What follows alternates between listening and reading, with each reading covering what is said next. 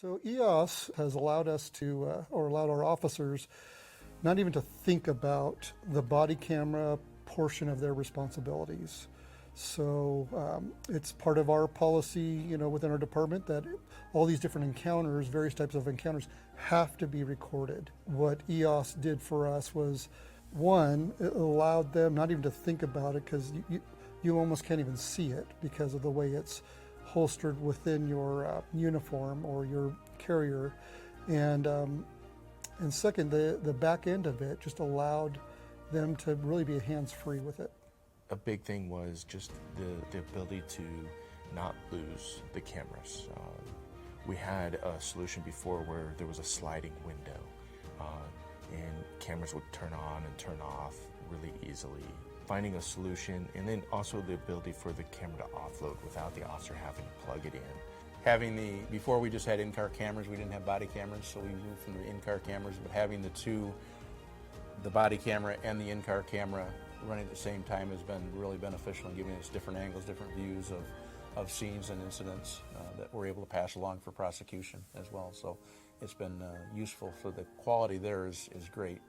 So the CAD integration that we have with utility, we have a product. The idea that it's integrated with our body camera system just is one of those aspects that frees our officer from having to start their recording, when they come to a call, because the integration says, hey, this type of call, we're going to start that recording for you. So in our policy, it states that if it's not recorded, not saying that you're guilty of it, but you will get some type of reprimand for not recording.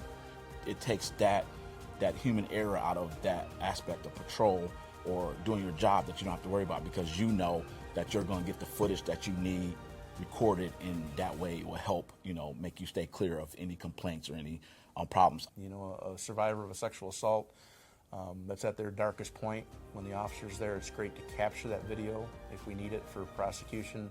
You don't have to re-traumatize the victim going through that scenario again. But overall, citizens know that there is body cam footage. They know what to expect. Utility will automatically start that recording through that integration to CAD, and then applies the appropriate, labels to it, whether it's the classification, dealing with the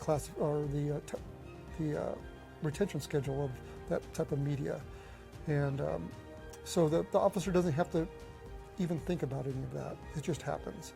Actually, the only thing they're really responsible for is making sure they turn off the recording, and sometimes that gets forgotten, but that's okay.